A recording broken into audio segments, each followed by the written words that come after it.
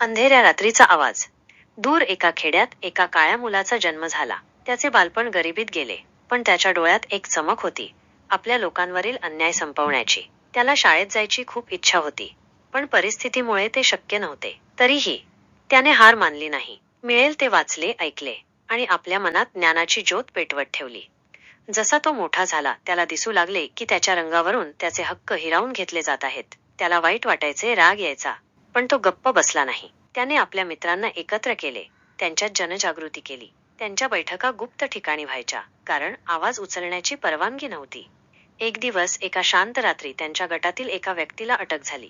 त्याला मारहाण झाली, अपमानित केले गेले. हे पाहून त्या तरुणाच्या मनात ज्वालामुखी पेटला. त्याला समजले की आता शांत बसून चालणार नाही, लढाई करावी लागेल, आपल्या हक्कांसाठी उभे राहावे लागेल. त्याने आणि त्याच्या सहकाऱ्यांनी एक मोठी संघटना उभी केली. त्यांचे ध्येय स्पष्ट होते, समानता. त्यांनी मोर्चे काढले, भाषणे दिली, लोकांना एकत्र आणले. त्यांच्या आवाजात एक वेगळीच ताकद होती, जी दडलेल्या लोकांमध्ये हिंमत भरत होती. पण हे सोपे नव्हते. सरकार त्यांच्या विरोधात होते. त्यांना धमक्या मिळाल्या, त्यांच्यावर खोटे आरोप लावले गेले. एक दिवस त्याला आणि त्याच्या अनेक साथीदारांना अटक झाली. त्यांच्यावर देशद्रोहाचा खटला चालवला गेला.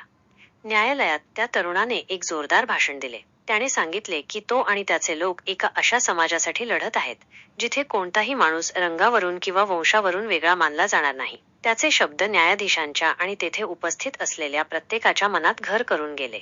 तरीही निकाल त्यांच्या विरोधात लागला. त्याला जन्मठेपेची शिक्षा झाली. पुढील अनेक वर्षे त्याने एका लहानशा अंधाऱ्या कोठडीत काढली. त्याचे शरीर थकत चालले होते, पण त्याचे मन अजूनही आपल्या ध्येयावर टिकून होते. बाहेर त्याचे साथीदार आणि त्याचे कुटुंब त्याच्या सुटकेसाठी लढत होते. त्याची पत्नी, जिने एकट्याने संकटांचा सामना केला, तिचा निर्धार पाहून लोकांना प्रेरणा मिळत होती.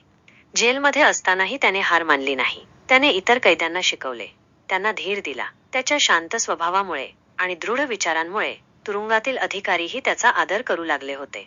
अखेरीस अनेक वर्षांच्या संघर्षानंतर आणि जगभरातील लोकांच्या दबावानंतर तो दिवस उजाडला. तुरुंगाचे दरवाजे उघडले आणि तो बाहेर आला. त्याच्या चेहऱ्यावर सुरकुत्या होत्या, पण डोळ्यात अजूनही तीच चमक होती, न्यायाची आणि समानतेची.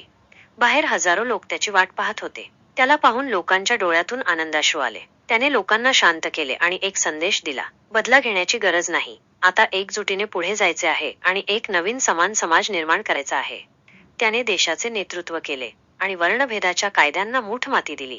त्याने लोकांना एकत्र आणण्यासाठी काम केले, भूतकाळातील जखमांवर फुंकर घातली आणि एक नवीन सुरुवात केली. तुम्ही ओळखले का?